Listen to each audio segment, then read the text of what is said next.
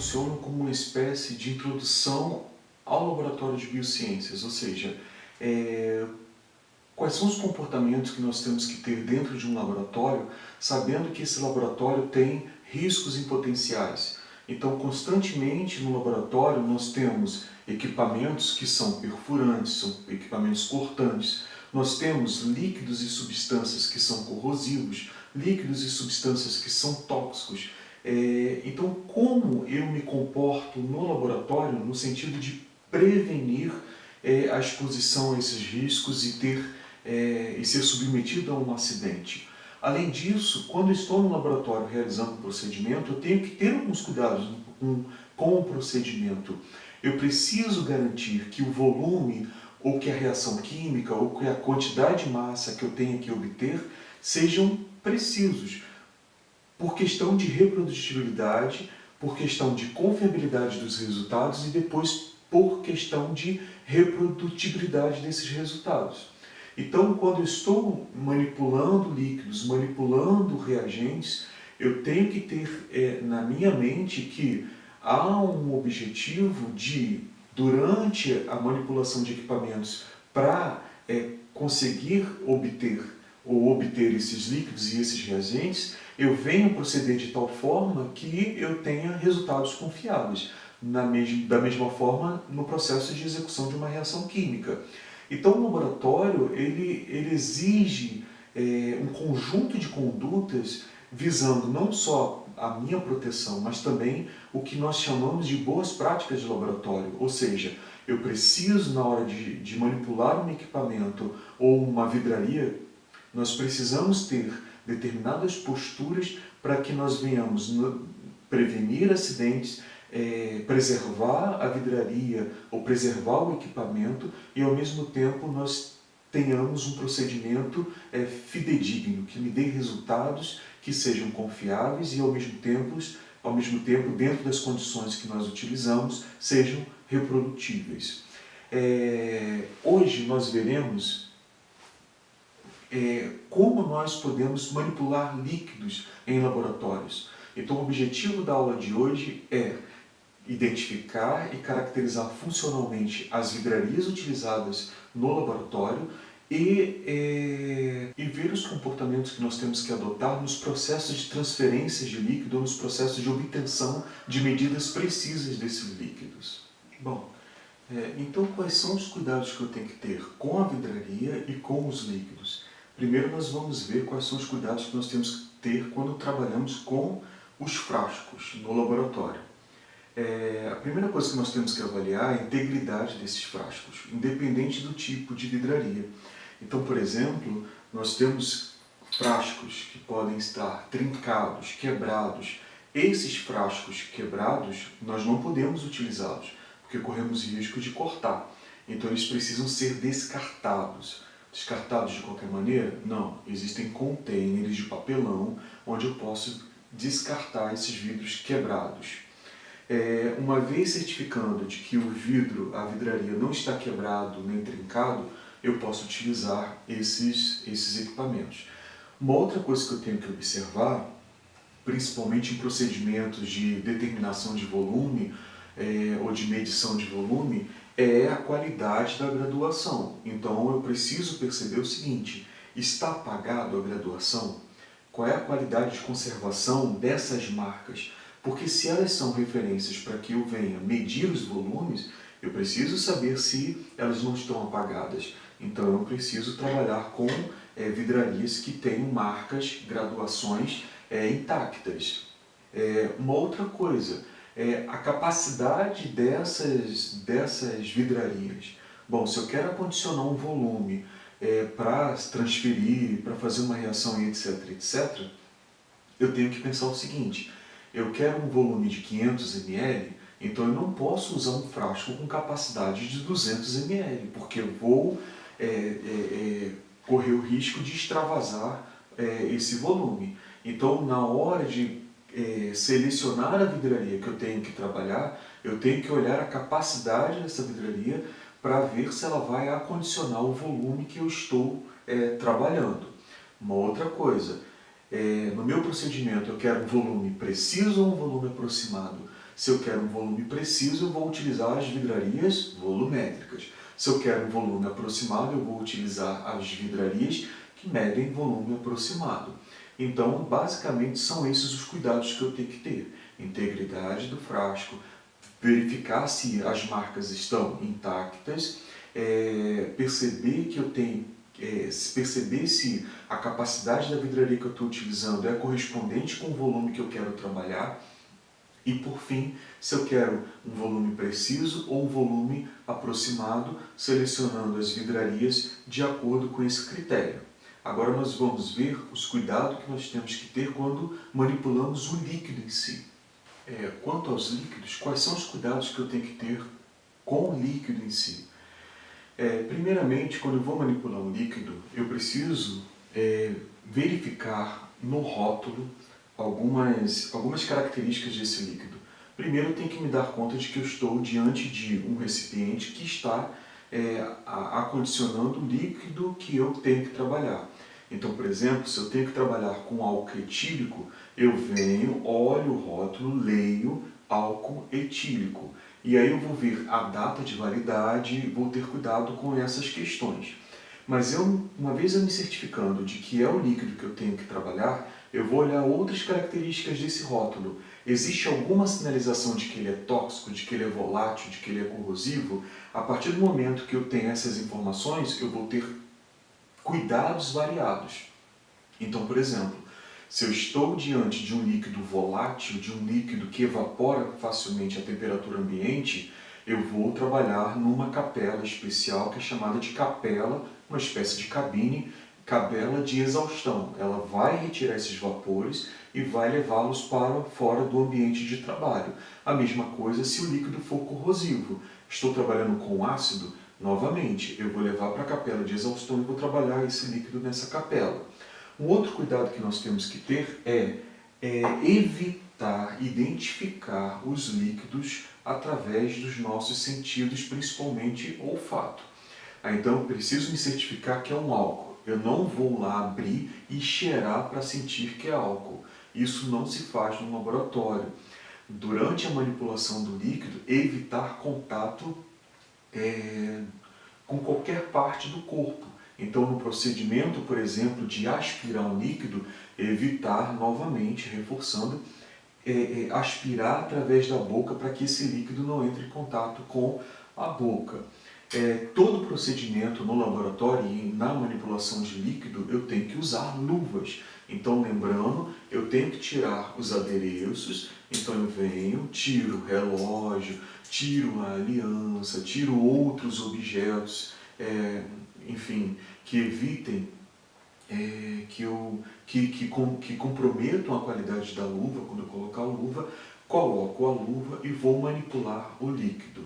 Um outro cuidado que eu tenho que ter é na hora de transferir esse líquido, na hora de verter esse líquido.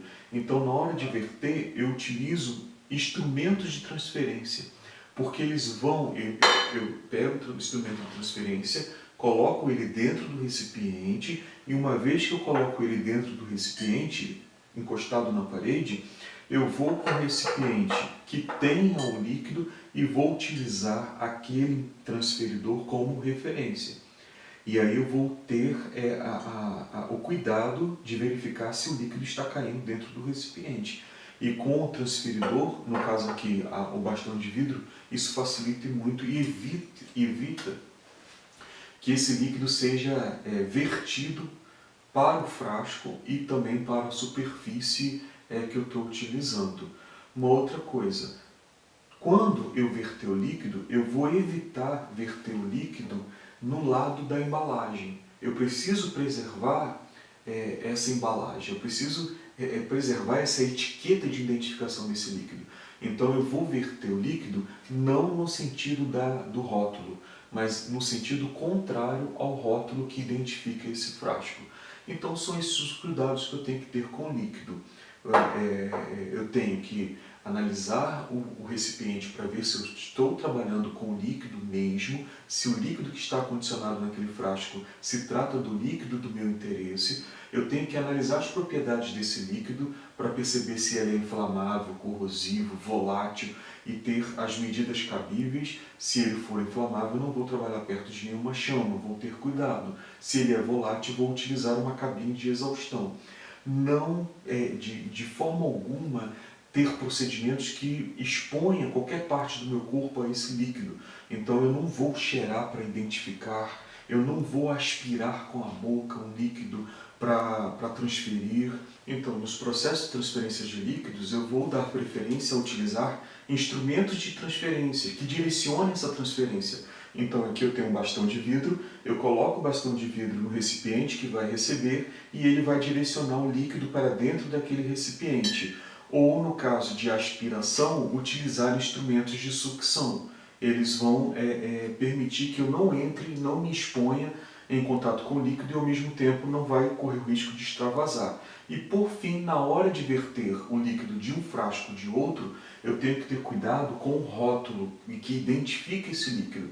Então, preferencialmente, verter na posição contrária ao rótulo, para que não escorregue líquido e venha danificar esse rótulo e eu venha perder a identificação. Então agora nós vamos prosseguir com demonstrações de transferência de líquido e de produção de uma solução.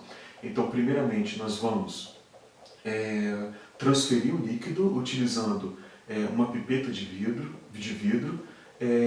Depois nós vamos produzir um álcool 70% e, por fim, uma solução utilizando uma vidraria de precisão numa concentração definida. Vamos lá. Bom, então o primeiro procedimento experimental que eu vou fazer de demonstração de transferência de líquido é transferir um líquido utilizando um bastão de vidro desse becker para esse becker. Vamos começar de coisas simples, de procedimentos simples. Então, novamente, eu escolhi a minha vidraria. Eu tenho que identificar se ela está limpa, se ela está intacta, se o volume, se a capacidade do recipiente que vai receber o líquido é apropriado. Então isso tudo a gente já viu. Nós vamos utilizar a luva, então coloca-se a luva e aí colocando a luva nós podemos manipular esses líquidos. Bom, nesse procedimento, que é o procedimento de transferência simples, ele é utilizado basicamente quando nós temos que pegar um volume de uma solução estoque, nós colocamos num becker e aí nós vamos transferir ele para a vidraria que a gente vai trabalhar, seja na produção de solução ou seja na diluição de algum reagente. Então aqui é um procedimento simples, eu tenho o becker com essa solução que tem um corante diluído nela e vou transferir para esse becker utilizando um bastão de vidro. Então qual é o primeiro procedimento que eu tenho que fazer? Eu vou pegar o bastão de vidro e vou colocar dentro do recipiente que vai receber o líquido, sempre pressionando ele na parede, contra a parede. Então eu venho, já posicionei o bastão de vidro no becker receptor e esse becker que vai doar o líquido, eu vou orientar o bico dele de tal forma que esse bico encoste no bastão de vidro. Encostou? Agora é só derramar de forma cuidadosa e está lá o líquido caindo dentro do outro becker, sem extravasar na superfície da bancada ou até mesmo se derramar nesse becker que está doando esse líquido. Então esse é o procedimento de transferência, geralmente, que se tem de forma básica no laboratório. Eu pego o bastão de vidro, pressiono ele contra a parede do becker receptor e aí eu venho, depois de acomodado, encosto o bico do becker que vai doar o líquido no bastão de vidro de tal forma que ele venha se derramar. Isso eu posso fazer também de forma mais reta possível, de que forma que ele venha derramar no frasco e com isso ele é um orientador dessa transferência de líquido. Bom, então nós vamos ver agora uma segunda demonstração experimental de transferência de líquido utilizando a pipeta de vidro graduada. Então nós temos aqui uma pipeta de vidro graduada, ela tem uma capacidade para 10 ml. Quando a gente utiliza a pipeta de vidro graduada, nós temos que ter o cuidado de evitar aspirar o líquido utilizando a boca. Lembrando que ela funciona como se fosse uma espécie de canudo. Então, eu vou utilizar um instrumento de sucção chamado pera. Essa pera, ela é, na verdade, um componente, nesse caso aqui, constituído de válvulas, válvulas essas que vão criar um ambiente para que se proceda a sucção e também para despejo desse líquido, descarte desse líquido que está aqui dentro da pipeta quando ele foi sugado, admitido. Então, a primeira coisa que eu faço é encaixar a pipeta de vidro na pera. Então, existe um orifício aqui na parte mais inferior da pera. Eu vou encaixar e no momento de encaixe eu tenho que ter cuidado para que eu não quebre essa pipeta de vidro.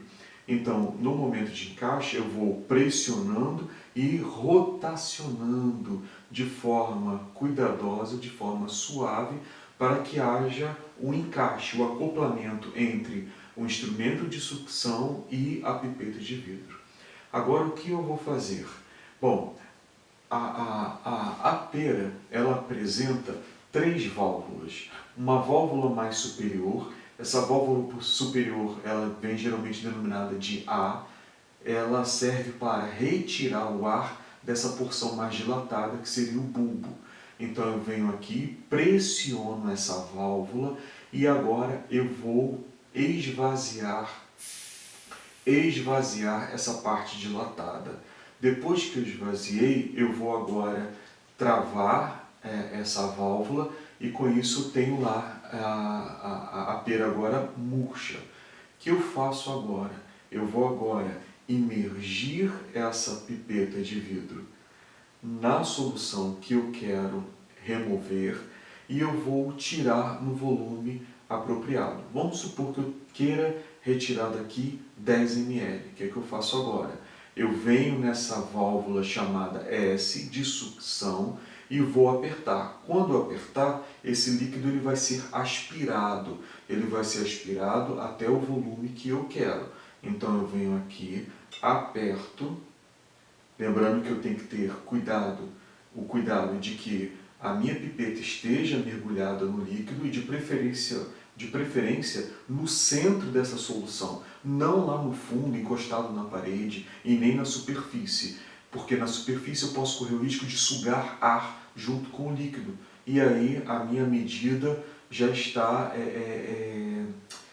comprometida. E no fundo eu posso acabar vedando o orifício da pipeta e isso dificulta a aspiração. Vou aspirar de forma devagar, não preciso aspirar rápido, porque esse líquido ele pode ir diretamente para o interior da pera e isso danifica a pera. Então eu venho devagar e vou aspirando até o volume apropriado de 10 ml. Existe uma situação que precisa ser falada. Se vocês observarem aqui, olha, novamente, eu parei de apertar a sucção, o meu líquido está aprisionado na minha pipeta de vidro.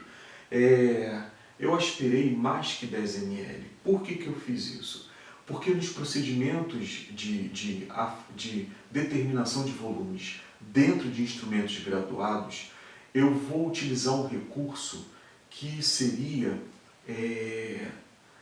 posicionar o menisco formado pelo líquido no interior do instrumento de transferência ou nos instrumentos de acondicionamento como padrão para determinação do meu volume. Então veja, eu tenho o seguinte, quando você aspira um líquido no interior de um vidro, as moléculas de água elas têm muita afinidade pela parede desse vidro.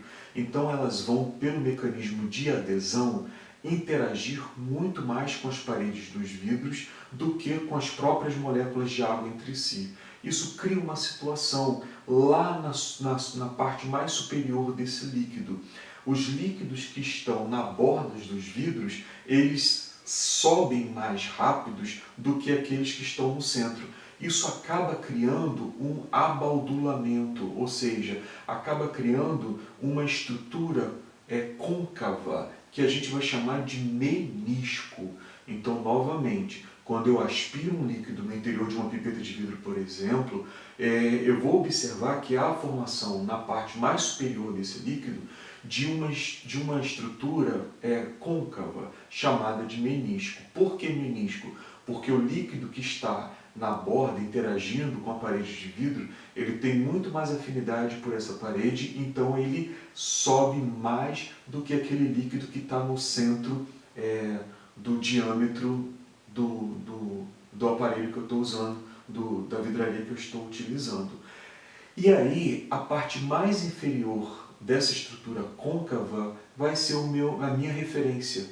Ou seja, essa parte mais inferior do menisco, ela vai ter que estar acima da marca que eu quero ter como a minha referência de medida.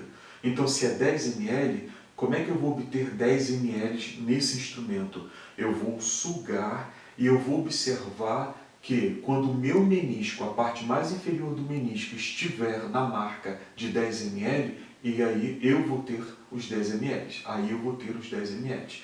Mas para isso, eu tenho que colocar essa pipeta em ângulo reto à minha visão. Então eu vou lá na marca onde tem 10 ml e eu vou agora despejar esse líquido. Então eu venho aqui onde tem 10 ml, vou despejando esse líquido vagarosamente até que o menisco, e aí eu vou apertar a válvula E, até que o meu menisco ele vá, a borda mais inferior dele encoste na marca de 10, referente a 10 ml. Bom, lembrando que a pipeta de vidro ela é graduada do número de forma decrescente. Então lá embaixo eu tenho 9, 8, 7, 6 e aqui 0. Se eu quero 5 ml, o que eu vou fazer? Vou continuar esvaziando até que a parte inferior do meu menisco esteja na marca 5. Como eu quero 10 ml, está aqui. Agora eu vou fazer a transferência. Fazendo a transferência, eu venho, aproximo o becker receptor e venho lá e coloco a minha pipeta de vidro dentro desse becker e aí eu aperto a válvula E e com isso eu descarto o meu líquido dentro do recipiente que eu quero. Então eu vou apertar até que todo o líquido saia. Existem situações que ficam resíduo de líquido dentro dessa pipeta. Então aqui eu tenho um bulbo menor. Esse bulbo menor eu posso apertar ele e apertar a válvula ao mesmo tempo, que aí eu acabo descartando todo o líquido que está nessa pipeta de vidro. Bom, alguns cuidados. Então vamos lá, nós temos que ter alguns cuidados. Quais são os cuidados? O primeiro cuidado é, quando eu pegar essa pipeta, eu não posso colocar ela em cima da minha bancada.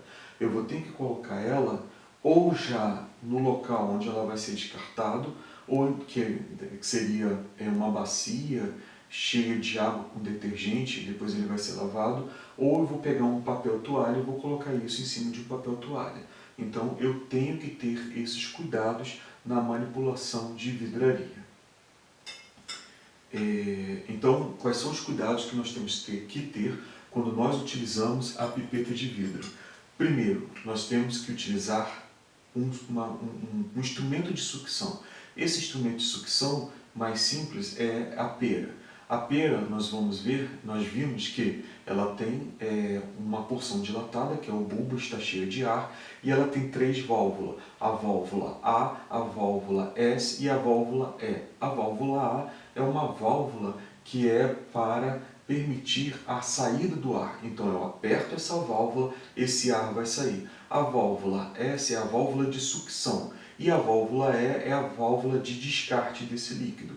Então, inicialmente, eu acoplo a pera à pipeta de vidro de forma suave e rotacionando para não quebrar a minha pipeta. Depois eu aperto a válvula A e murcho essa pera, tiro todo esse ar.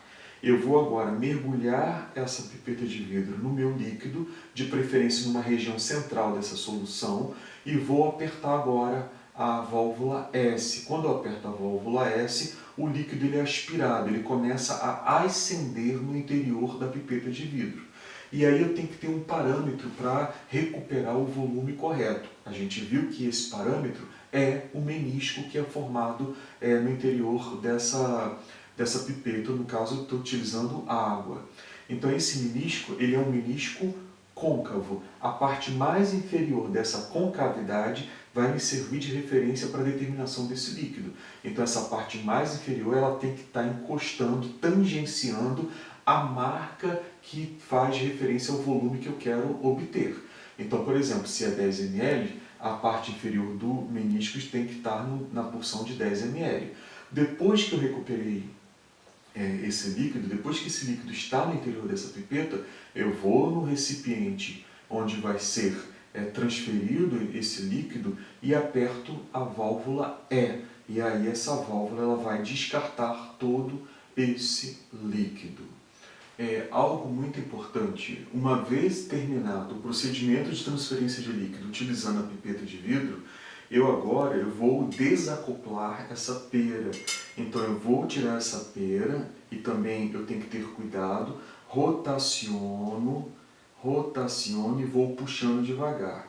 E essa pera ela não pode ficar murcha, então eu tenho que agora apertar a válvula e guardar esse instrumento de sucção de forma dilatada, ou seja, não pode estar comprimido, e aí eu preservo a pera, certo? Então agora nós iremos prosseguir.